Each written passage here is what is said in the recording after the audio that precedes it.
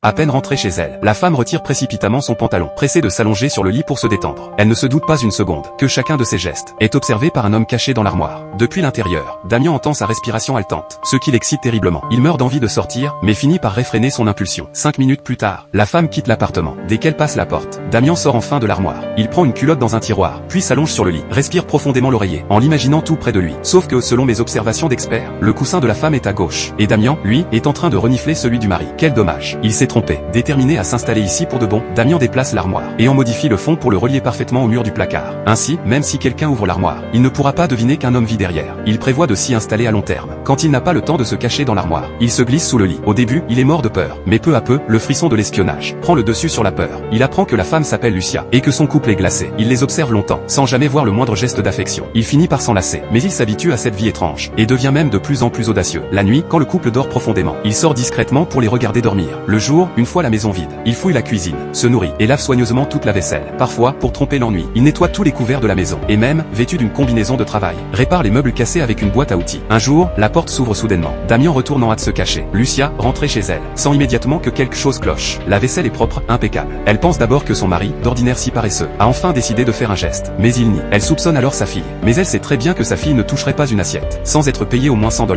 Finalement, il trouve une explication logique. Lucia a sûrement lavé la vaisselle elle-même, puis oublié, à cause de ses troubles de mémoire. Paniquée, elle augmente sa dose de médicaments. Quand Damien apprend qu'elle souffre d'amnésie, il devient plus téméraire. Dès que la maison est vide, il s'installe sur le canapé, regarde la télévision, comme si cet endroit était le sien. Par gratitude, il s'occupe de toutes les tâches ménagères. Et Lucia continue de croire qu'elle a juste oublié l'avoir fait elle-même. Mais un jour, Lucia entre soudain dans l'armoire. Damien sursaute. Ils ne sont séparés que par une fine planche de bois. Lucia, submergée par l'anxiété, n'arrive à se calmer qu'en se réfugiant dans des espaces confinés. Elle commence à parler toute seule, déversant son mal-être. Un mari distant, une fille rebelle, et cette amnésie qui la ronge. Elle est au bord du gouffre. En l'écoutant se confier, Damien ressent une étrange compassion. Il passe doucement un doigt sur la cloison, comme pour lui répondre. Lucia se fige. Elle vient de sentir qu'il y a quelque chose d'étrange dans cette armoire.